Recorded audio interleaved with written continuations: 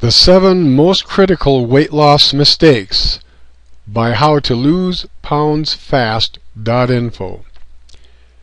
People make 7 critical and usual mistakes when trying to lose fat.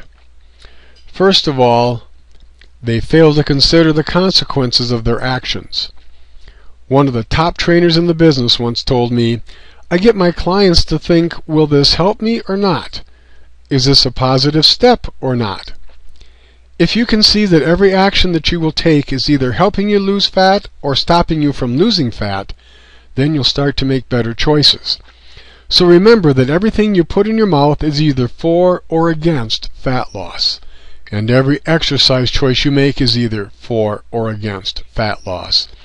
Get that, he says, and you will lose fat.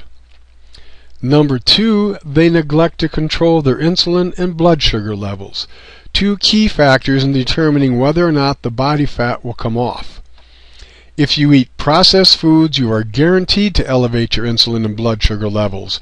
And if you do that, your body sends the message, store fat, and you won't make any progress.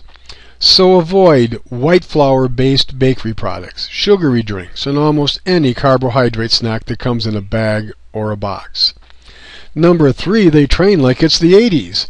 Yes, I know 80s music is popular again, but that doesn't mean ineffective training methods from the 80s like light weights, low-intensity steady-state cardio, and endless low-intensity ab work should also make a comeback. That type of training should stay buried in the back issues of cheesy muscle magazines. Sticks to strength training and interval training for efficient and effective body-changing routines. Number 4 is they don't take 30 minutes to plan their next day's food intake. If you fail to do this, you will set your fat loss efforts back by a minimum of 72 hours. Without a good meal plan, you're left to hunt and gather food in the modern world, and that's a recipe for fat loss disaster. You're bound to eat something processed if you aren't prepared. You will lose the fat-burning benefits from yesterday's workout, and it will take until the end of the following day to get back on track. An entire 72-hour period wasted. Number 5 is they don't eat enough vegetables.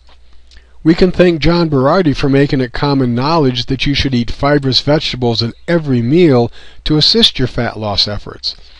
By doing so, you'll control your blood sugar and insulin, thus supporting the optimal hormonal situation for fat loss. The 6th critical error is that they screw up their hormones with poor lifestyle choices. If you're out boozing and staying up late on the weekend, you're shutting down your fat loss and messing up the optimal hormonal environment for fat burning. I'll talk a lot more about optimal hormonal levels for fat loss on my website, as I believe this is the underrated key to building your best body ever.